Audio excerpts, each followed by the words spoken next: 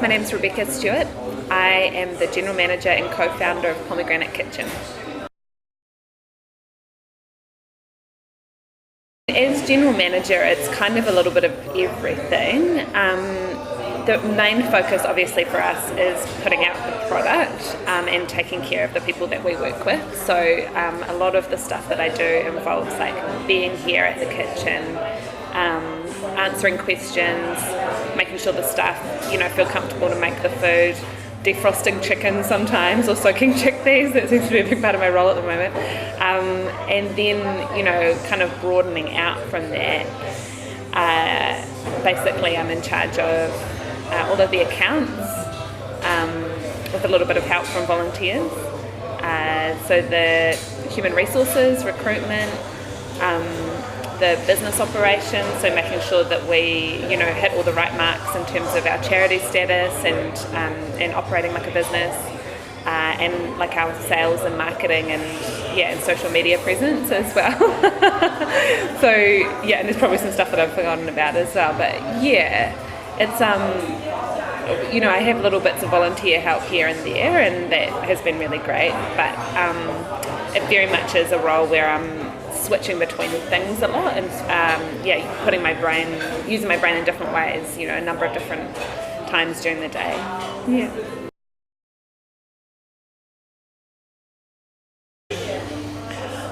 I studied an undergraduate in psychology. I actually started off in law and psychology. Both my parents are lawyers. Psychology felt like a more natural fit because I was really interested in people and how people work, why they do the things that they do, and what's going on inside of us. And I guess at the time, I didn't really know what I wanted to do. I didn't really know a lot about what was out there. I was academic enough, I should have gone to university, but didn't really have a real idea of what the job would be coming afterwards. And at the end of my 3-year psychology undergraduate, really didn't want to progress into continuing, onto like a postgraduate in that area. I guess my feeling from it was that it wasn't quite me, because it was really focused on the individual, and I was more kind of interested in societal things, I suppose. I went overseas for a little bit. I actually ended up working on a super yacht belonging to Paul Allen, who's the co-founder of Microsoft, which was a whole other world. And then I ended up studying public health as a master's in Melbourne, which was much better suited to me because public health is very much kind of looking at interventions at a social level. I specialised in program evaluation, so what that means is trying to figure out how to show that programs are doing what they intend to do. So basically how to tell a story either through data or through interviews.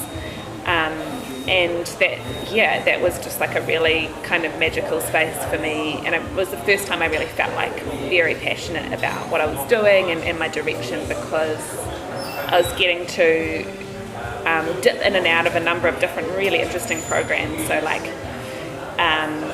in that time I worked in youth justice, homelessness, sexual health, domestic violence as well, so just like really in some Aboriginal programs as well, so just like really interesting spaces and spaces where there was some innovation happening and where I could learn a lot. But the thing about evaluation is that you can kind of dip in and out, you get to know a program quite quickly and you assess them to best tell their story, and then you can leave again. It's kind of like a maths brain, but the social intervention stuff. So that was really great. So that was my tertiary pathway, I suppose.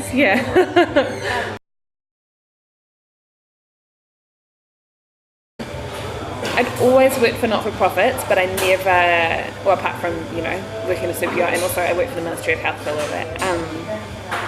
I never wanted to be the boss. I was never, they always looked like they were really underpaid and overworked, which has turned out to be true. I never had these aspirations to start a not-for-profit. In fact, the opposite. Through my public health studies, I learned that it's actually more effective to kind of join up with a larger charity in terms of funds distribution rather than starting a whole lot of little ones that are disparate. But I guess that changed when I was working for the New Zealand Red Cross. I saw that there was a lot of people coming through who really wanted to work but couldn't find a foot in the door, either because of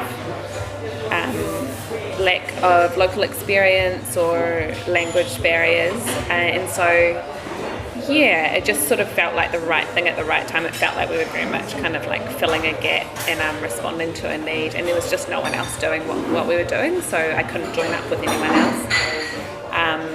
And so I have a business partner who's actually also my stepmom, and so we talked about it back and forth for a number of months, and then launched in October 2016.